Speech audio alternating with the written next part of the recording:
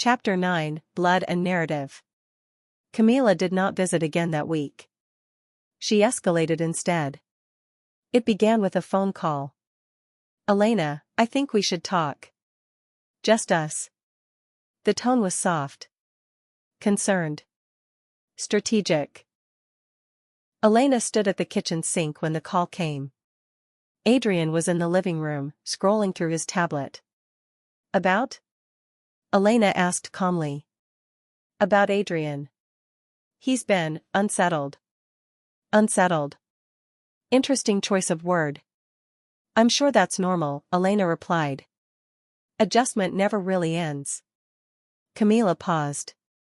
"Yes. Well. That's actually why I'm calling."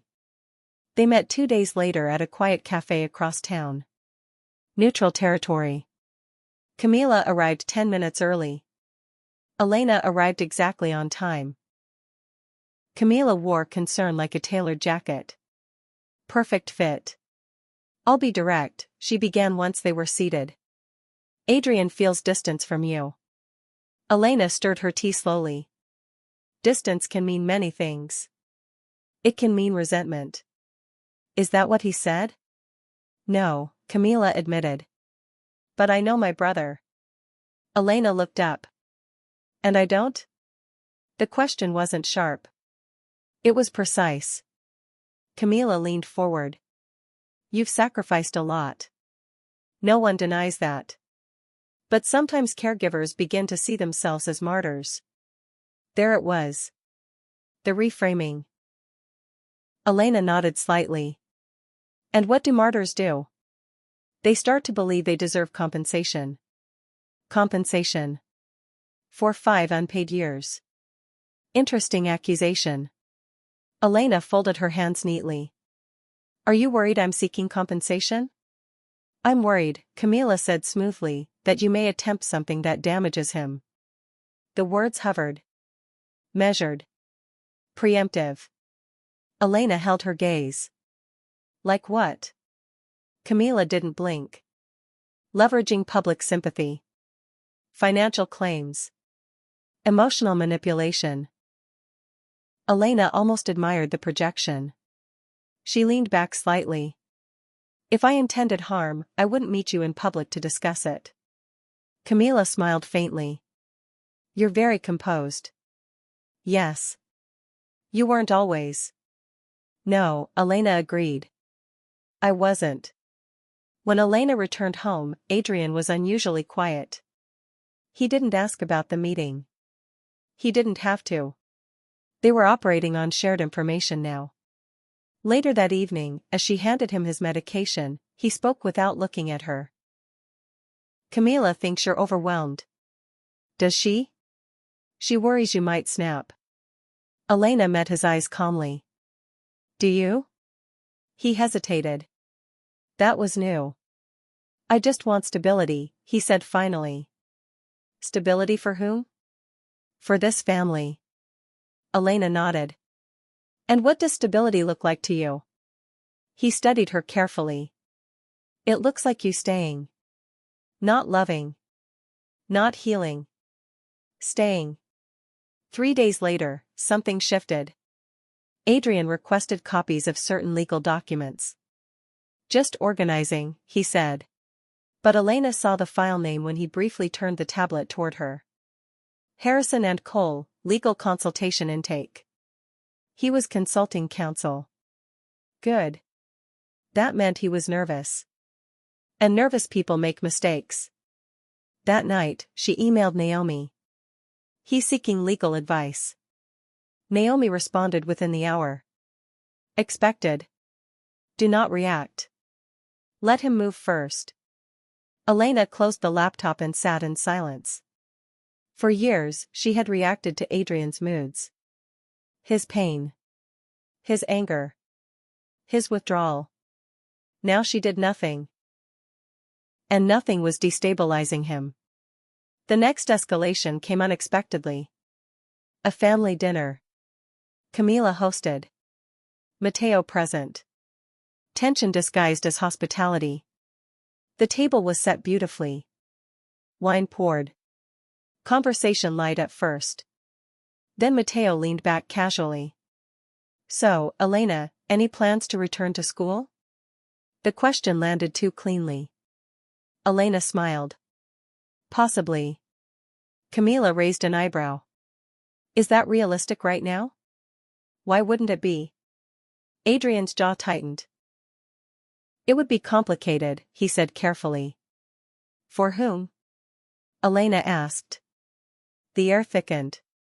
Matteo interjected with false ease. We're just thinking about Adrian's needs. Elena nodded slowly. Of course. Camila leaned in slightly. He depends on you. The sentence was a reminder. A warning. A claim. Elena placed her fork down gently. Yes, she said. He does. Silence. Then she added softly. Dependency isn't the same as ownership. The room froze. Adrian's hand tightened around his glass. Camila's smile disappeared entirely. Matteo looked between them. Where is this coming from? Adrian asked quietly. Elena met his gaze. Growth. The drive home was silent. Not cold. Tense. Strategic. Inside the house, Adrian wheeled ahead of her. I don't appreciate being challenged in front of my family. I didn't challenge you. You implied. I clarified. He turned sharply. Clarified what? That I am not infrastructure. The words were calm. Steady. Unapologetic. He stared at her. You're overthinking things. Am I? Yes. Then why are you consulting lawyers? That stopped him. The air cracked. He blinked once. You checked my tablet? No, she said evenly. You left it open. Silence. Then. I'm protecting myself, he said. From what? He didn't answer. Because to answer would require admitting fear. And fear meant she had power. That night, he locked his tablet. Changed passwords. Began making private calls outside. Camila started texting him more frequently. Matteo visited twice in 1 week. The narrative was forming. If Elena left, she would be the unstable one. The resentful caregiver. The ungrateful wife. They were preparing the story. But they forgot one thing. Elena had documentation. And documentation does not care about narrative. Late that evening, as Adrian slept, Elena reviewed her files. Bank transfers. Beneficiary exclusions. Statements listing her as non-contributing spouse. 5 years of unpaid labor. 5 years of financial erasure. She closed the folder slowly. This was no longer about hurt. It was about correction. In the bedroom, Adrian stirred. You're not leaving me, he murmured half asleep. It wasn't a plea. It was a command wrapped in vulnerability. Elena watched him in the dark. For the first time in 5 years, she answered honestly. I already have. He didn't hear her. But soon, he would. Chapter 10, The Opening Strike. Adrian began leaving the house more often. Not physically. Strategically. Phone calls taken outside. Doors closed mid-conversation. Passwords changed. He moved carefully now. But caution has a rhythm. And Elena could hear it. On a Tuesday morning, while sorting insurance mail, she found an envelope misfiled in a stack of therapy receipts. Return address. Harrison and Cole, attorneys at law. Not email. Paper. Formal. Deliberate. She held it for exactly 3 seconds before placing it back where she found it. She did not open it. She did not need to. The escalation had arrived. That afternoon, she drove to Naomi's office. No appointment. Naomi saw her anyway. He's retained counsel, Elena said evenly. Naomi nodded. Expected. He's formalizing something. Yes.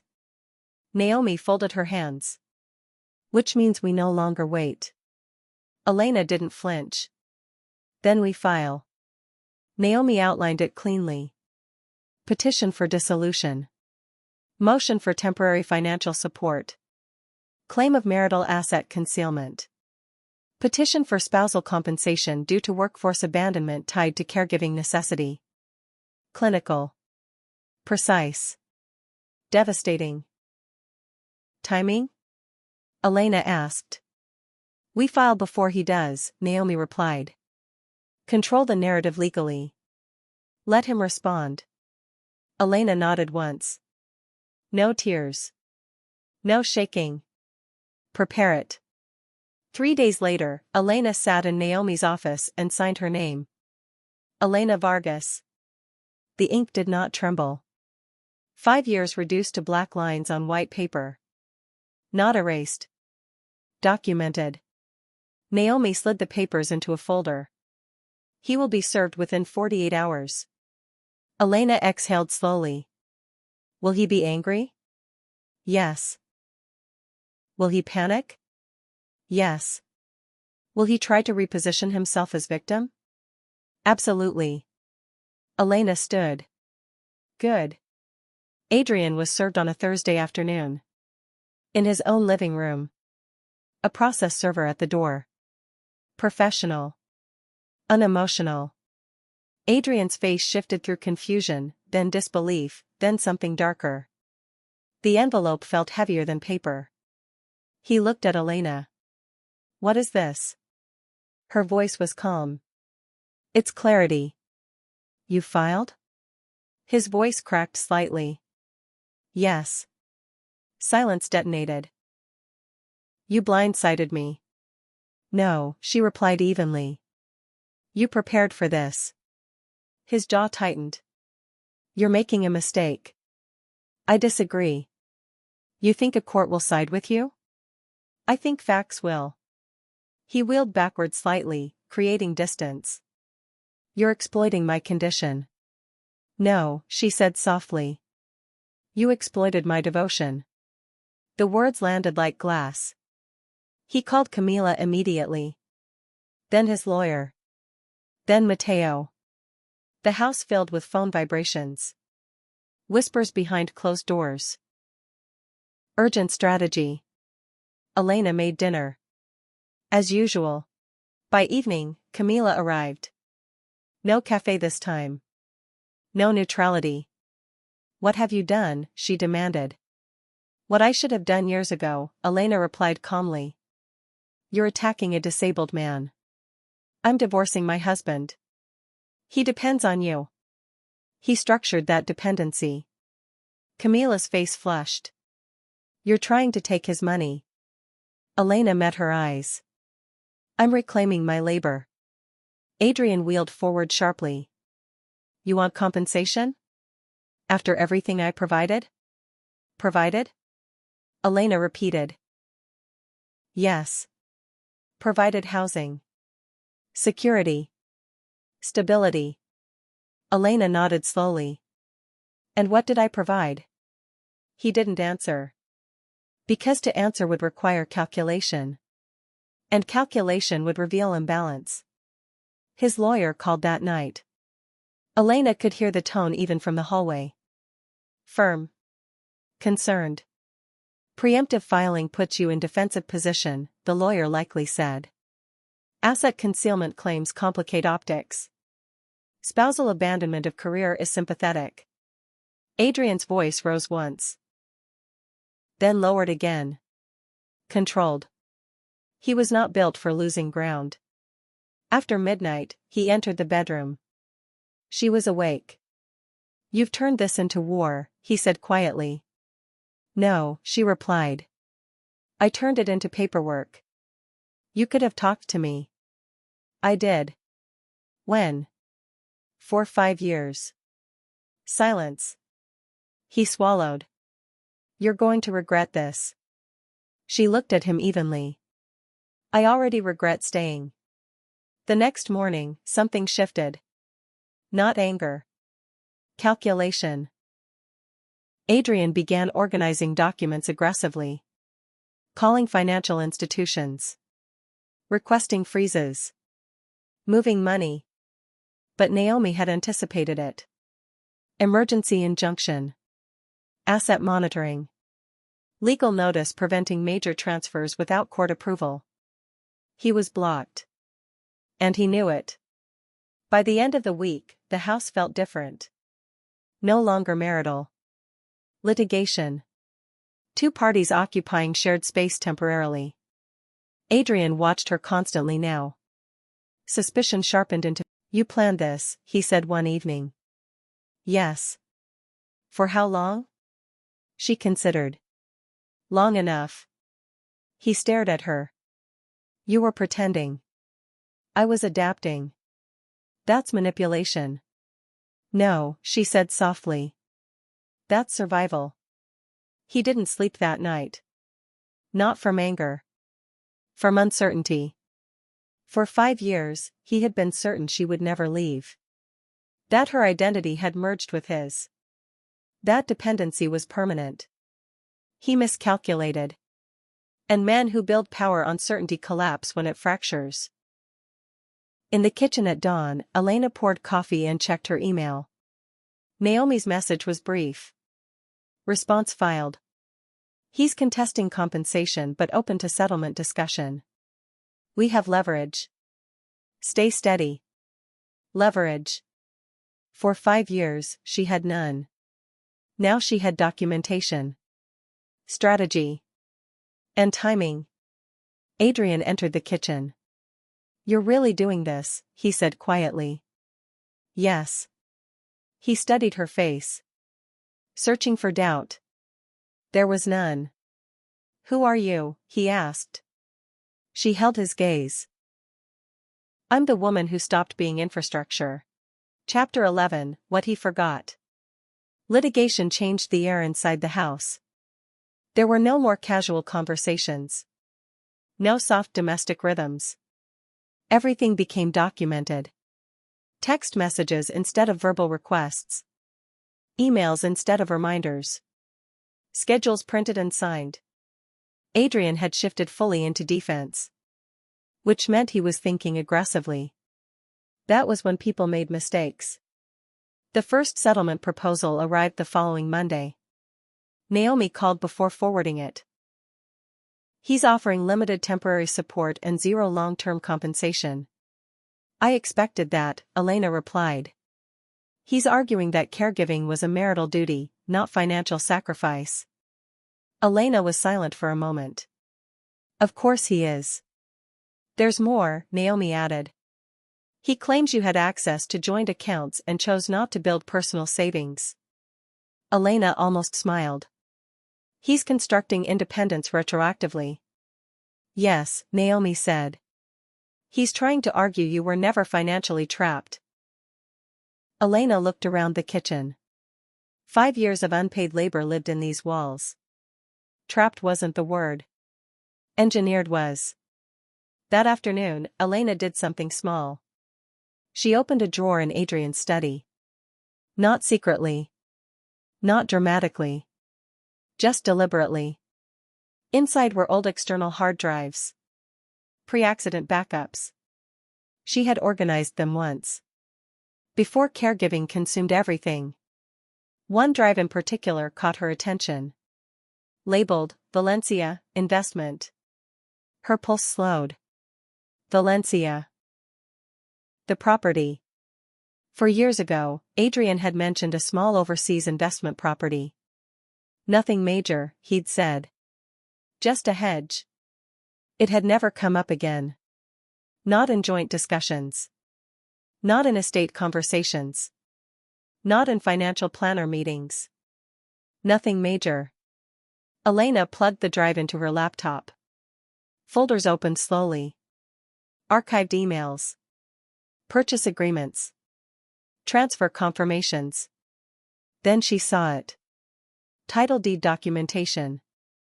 Under Adrian's name only. Acquired 6 months after his accident. While she was signing insurance appeals. While she was withdrawing from graduate school. She scrolled further. Rental income records. Active. Ongoing. Substantial. Not listed in disclosed assets. Not mentioned in his legal response. Not in the estate revisions. Hidden. Not forgotten. Hidden. Her breathing remained steady. Emotion would cloud clarity. Clarity was power. She copied everything. Encrypted. Sent to Naomi with one line. He forgot Valencia. Naomi responded within 12 minutes. This changes leverage significantly. Do not confront him. Of course not. Confrontation warns. Evidence dismantles. That evening, Adrian seemed oddly confident. He wheeled into the kitchen with a glass of wine.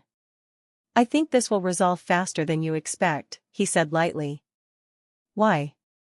Elena asked. Because there isn't much to argue. She studied him. Isn't there? He nodded. Everything's transparent. For a moment, she almost pitied him. The arrogance of incomplete disclosure. You're right, she said calmly. Transparency matters. He smiled. The kind of smile built on certainty. 2 days later, Naomi requested updated asset disclosures formally. Legal pressure. Deadline attached. Adrian's lawyer responded with a revised statement. Still no Valencia. Interesting. He wasn't just hoping she didn't know. He was gambling. Naomi called again. He omitted it twice.